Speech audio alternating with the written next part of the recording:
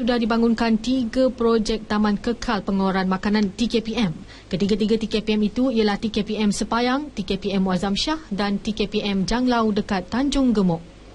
Selain itu, projek tanaman nenas membabitkan keluasan seluas 5,000 hektar di Kampung Tanam merupakan projek tanaman terbesar di negara ini.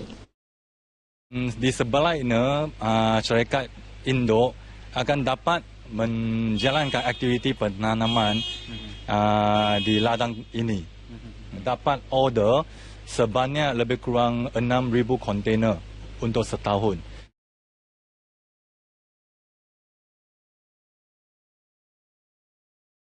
Ya, janjinya kan satu hari kan Rp50. Harus lemburan 2 jam. Nyatanya kan kerjanya tuh sampai 10 jam. Terus dijanjikan apa lagi? Janjinya makan dikasih, tempat enak, katanya.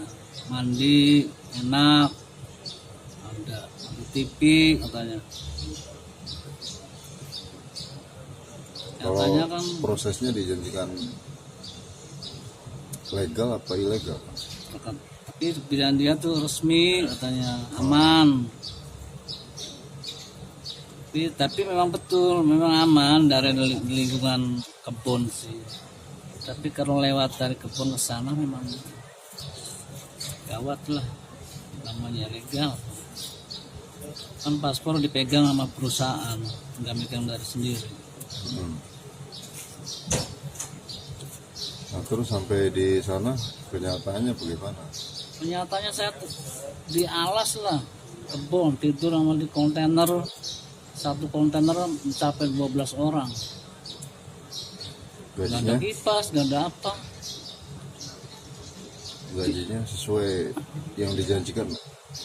Ya enggak sesuai lah. Misalnya tuh saya itu per bulan, katanya hari Minggu lembur, bayarannya lain. Nyatanya kalau Minggu enggak kerja, saya janji satu bulan misalnya 2.000, kurang, dipotong 4 minggu.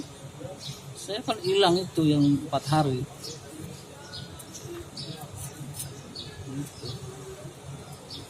Kan dia janjinya kan 1 bulan misalnya 2.000, nyatanya enggak. Kalau full 1 bulan dapatnya tuh 1.300, itu full kerjanya. Potonglah minggu, 4 minggu dia masuk. Kalau full 26, 1.300. Itu 1.300 enggak cukup. Paling sisa enggak, tapi masa 500 lah per bulan. Karena ternyata makannya sendiri. Sendiri, makan sendiri. Kalau prosesnya dari rumah itu ke mana aja itu? Proses pertama dianterin itu. Dari rumah Pak Suara langsung kemana itu? Saya di waktu itu diantar ke bandara. Nah, habis bandara turun di bandara Medan. Nah, habis kemudian proses lagi di sana di balai Tanjung Balai itu ada agent. Di sana saya tampung di agent. Tanya ini, tanya itu. Di sana saya kalau salah 7 hari, ada yang 10 hari itu cukup agent. Habis dari situ Tanjung Balai dibawa lagi ke Dumai. Di Dumai juga ada lagi pengurusan pemberangkatan dari Malaysia. Udah sampai Malaysia, di situ ada penjemputan dari agent sana, agent Malaysia. Tapi agent Malaysia juga orang Indonesia, kalau nggak salah orang Semarang. Nah, sampai di situ saya masuk ke kantor. Saya kalau nggak salah berapa orang ya? 10 orang.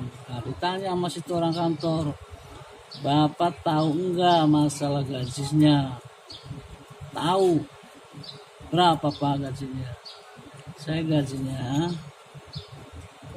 60 satu hari, 60 ringgit. Dan lemburan 2 jam. Pak, kalau gitu salah, siapa yang mau bayar? Nggak perusahaan. Nyatanya perusahaan 1 jam 5 ringgit, kalau 10 jam 50 ringgit itu. Tapi udah beda itu dari sponsor saya sampai perusahaan udah lain. Kasih makan Pak, saya ngasih beras, ngasih topi, ngasih sepatu, ngasih telur, ngasih gas, itu Pak dipotong. Bukan saya ngasih, dipotong. Oh gitu. Jadi saya sebetulnya sampai sana juga kecewa. Sedangkan saya di sana ditaruh di hutan, tidurnya di kontainer, tidur mandinya juga air kotor lah. Itu jadi kecewa seperti itu. Kadang-kadang lampu juga listrik nggak nyala, jam 11 sudah mati, nyala lagi jam 4. Sempat ini nggak sempat mengadu nggak ke perusahaan? Mengadu juga gitulah, dia tuh udah segitu jatuhnya tuh cuma per jam 5 ringgit per jam. Yang ngadunya sendiri apa banyak?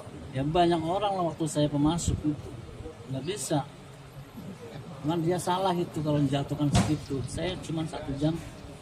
Nah kecuali udah 6 bulan saya naik per jamnya, kadang-kadang 5 ringgit 50 itu lah, 5 sen lah itu. Kalau udah 7 bulan sampai 10 bulan, setahun lah, baru 60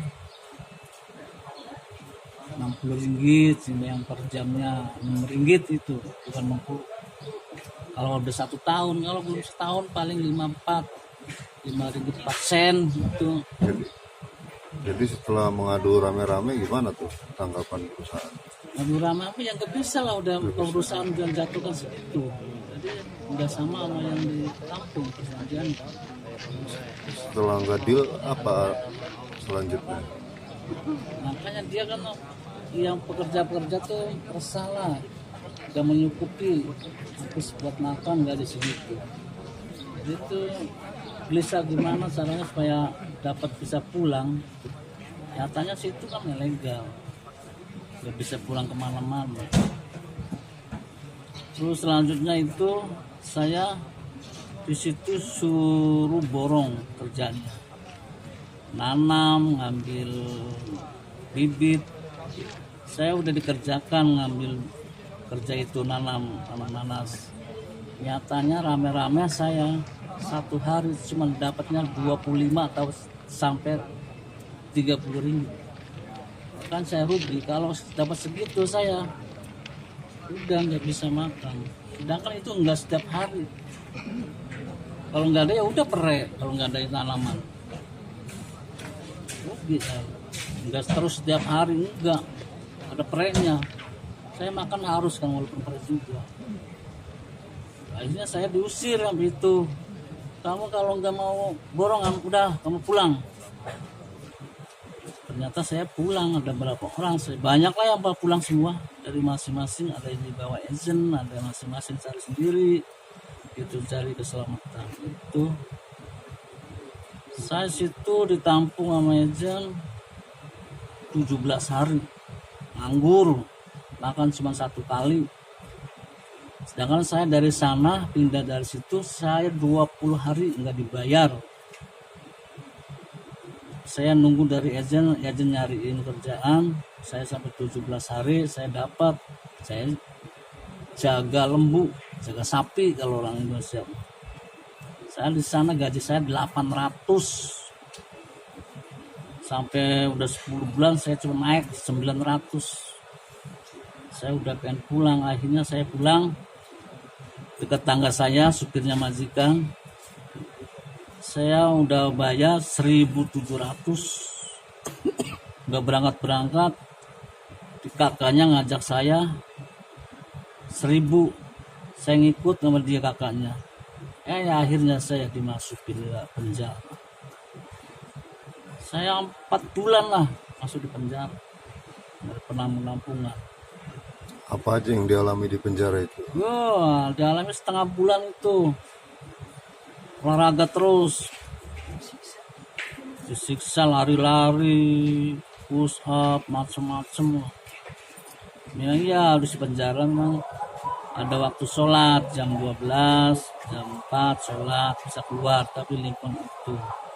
Kalau disuruh lari-lari itu sendirian apa banyak? Iya banyak, pokoknya yang baru masuk pasti semua orang yang baru masuk pasti olahraga.